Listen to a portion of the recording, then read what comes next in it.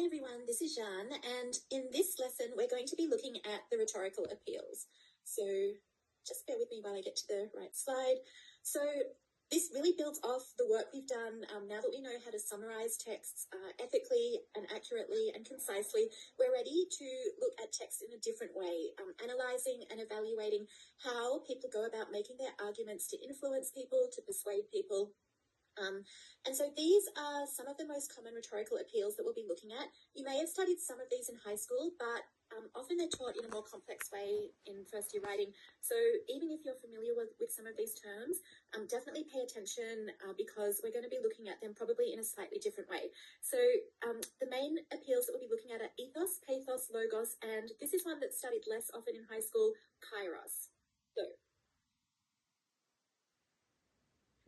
just as a little sort of aid memoir, pathos is when we feel that someone is right. So very much about emotions and feelings. Ethos sounds like ethics, but it isn't. It's different, and I'll explain a little bit more later. But essentially, ethos is when we trust that someone is right.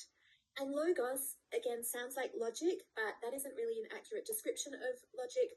But logos is when we think that someone is right. So let's expand on some of these, and we'll start off with ethos. So ethos, as I said, it sounds like ethics, but it's different. Ethics is really something that's universal.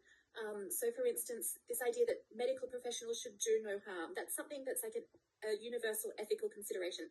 Ethos is about credibility, but who has credibility kind of depends. It depends on the circumstances, it depends on our own views, the circles we move in.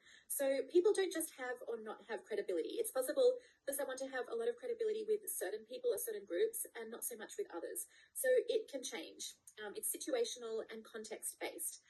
So a person's credibility can come from one's own character. So, when we try to establish that we are good people, trustworthy, that we've, built a positive life, or it can be based on one's power, role, or status. So, for instance, if somebody wanted to interrupt, a national broadcast, if they were the president, that would be kind of expected. They have that ethos and credibility that allows them to do that.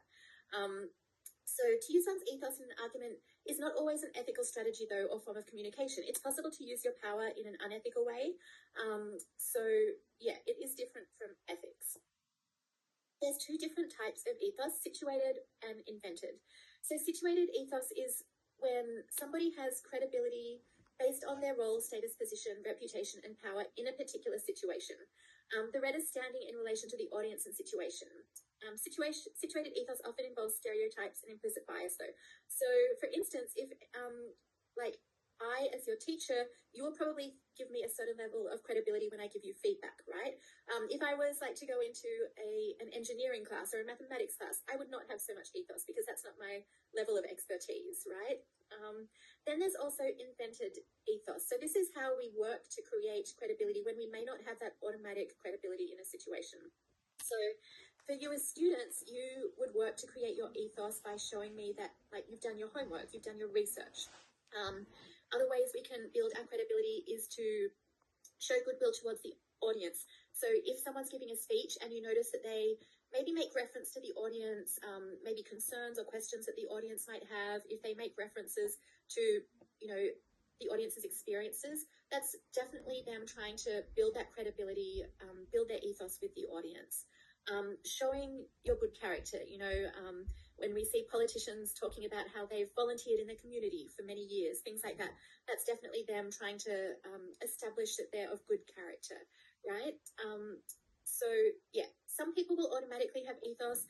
Maybe a top Hollywood producer would have a lot of credibility in Hollywood circles, right? Whereas if they were to walk into an academic conference, maybe no one would know them. So our ethos can shift, and sometimes we will automatically have it depending on the situation. Other times we have to work to create it. So pathos, this is when we try to appeal to our audience's emotions, to influence them, to persuade them, to try to get them to understand our viewpoints or arguments. So there are many different types of emotions that we can draw on. If you notice in marketing campaigns or political campaigns, often they will try to get an emotional response from their audience. So Pathos was often dismissed and underappreciated as kind of less complex, but that's not true. Actually, emotions are really important in our day-to-day lives. They're complex, and it can be really interesting to analyze them in a rhetorical analysis paper, which will be your second major assignment, which I'll introduce next week. So appeals to audiences can be really specific. And when you're analyzing text, I want you not just to say, well, the rhetor appeals to the audience's emotions. I want you to start being really specific. So if we look at advertisements or political campaigns, sometimes they want to make their audiences hopeful, confident, excited. Sometimes, particularly in marketing campaigns, they might play on people's envy, right? So like wanting to keep up with the Joneses, getting a big car like your neighbors or a big TV like your neighbors. We can try to make people joyous or happy, scared, guilty, nostalgic, patriotic. So there are so many different types of specific emotions. So from this time forward, when you're analyzing anything for this class and you want to talk about pathos, make sure you're thinking really specifically about what kinds of emotions you think the reader is trying to draw on in their audience. And how do we achieve pathos? So often it is through emotive word choices.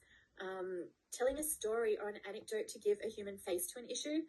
So for instance, if you ever read a news report about a scientific breakthrough, chances are it won't start with the actual study. Often it will start off with sort of like a story. So for instance, a breakthrough on a new treatment for cancer might actually start off, a journalist might start off talking about a child with cancer who might benefit from this new treatment, right?